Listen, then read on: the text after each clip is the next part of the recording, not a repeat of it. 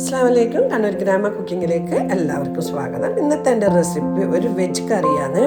അത് ചപ്പാത്തിൻ്റെ കൂടെ പത്തിരിന് ദോശക്കൊക്കെ കഴിക്കാൻ പറ്റിയ ഒരു നല്ലൊരു കറിയാണ്. അതിനുവേണ്ടി ഞാനിവിടെ 2 പടവലങ്ങ എടുത്തിട്ടുണ്ട്. ഇനി ഇത് തോലൊക്കെ കളഞ്ഞ് കട്ട് ചെയ്തെടുക്കണം. ഇതിൻ്റെ തൊലി ഇതുപോലെ കളഞ്ഞെടുക്കാം.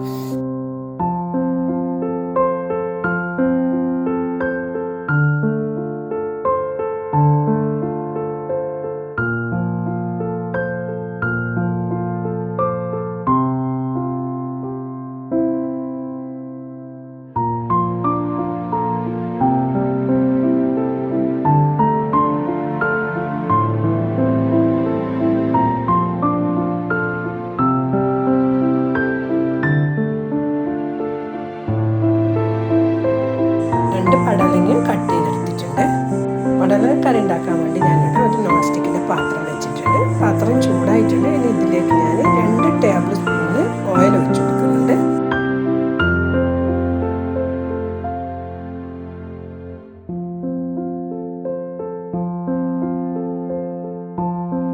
ഇനി ഇതിലേക്ക് 5 വെളുത്തുള്ളി ചെറുതായി മുറിച്ചത് ഇട്ട് കൊടുക്കാം.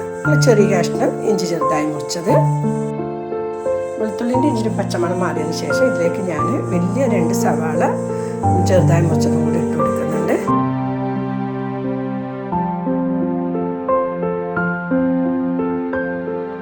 ഇനി ഇതൊന്ന് ഇളം ബ്രൗൺ ആക്കി എടുക്കാം.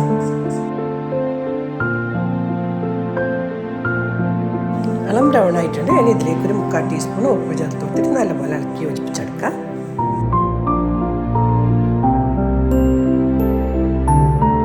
ഇനി ഇതിലേക്ക് കട്ട് ചെയ്ത് വെച്ച പടവലങ്ങ ഇട്ട് കൊടുത്തിട്ട് നല്ലപോലെ ഇളക്കി യോജിപ്പിച്ചെടുക്കുക.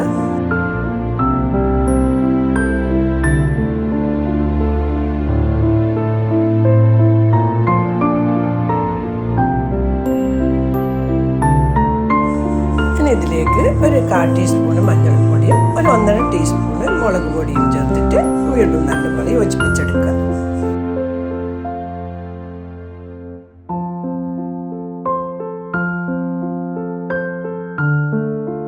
ഇനി ഇതിലേക്ക് ചേർക്കേണ്ടത് തക്കാളിയാണ്. അതിന് വേണ്ടിയിട്ട് ഞാൻ 3 മീഡിയം സൈസ് തക്കാളി എടുത്തിട്ടുണ്ട്. അത് ഇതിലേക്ക് മുറിച്ചിട്ട് കൊടുക്കാം. ഇതിൽ ഞാൻ തീരെ വെള്ളം ഒഴിക്കാണ്ടാണ് വേവിച്ചെടുക്കുന്നത്. ഉള്ളിൻ്റെ തക്കാളിൻ്റെ എല്ലാം വെള്ളം കൊണ്ട് തന്നെ പടവലങ്ങ വെന്തോളും. ഇനി ഇതൊന്ന് നല്ലപോലെ ഇളക്കി യോജിപ്പിച്ചിട്ട് അടച്ചു വെച്ചിട്ട് 15 മിനിറ്റ് വേവിച്ചെടുക്കാം. ആദ്യം 2 മിനിറ്റ് ഫുൾ ഫ്ലെയിമിലും പിന്നെ ഒന്ന് തീ കുറച്ച് കൊടുക്കുക. 15 മിനിറ്റ് കഴിഞ്ഞിട്ടുണ്ട്. തുറന്ന് നോക്കാം.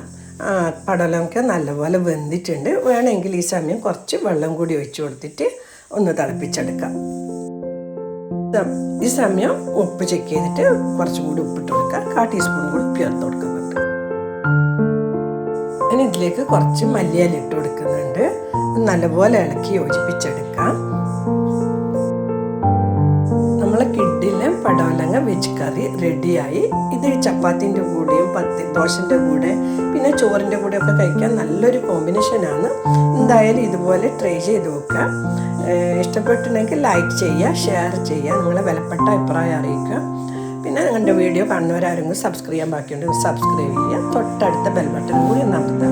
എന്നാൽ മാത്രമേ ഞാനെൻ്റെ വീഡിയോൻ്റെ നോട്ടിഫിക്കേഷൻ കിട്ടുകയുള്ളൂ. ഇൻഷാ അല്ലാഹ് അടുത്ത നല്ലൊരു വീഡിയോ ആയിട്ട് കാണാം. Thank you.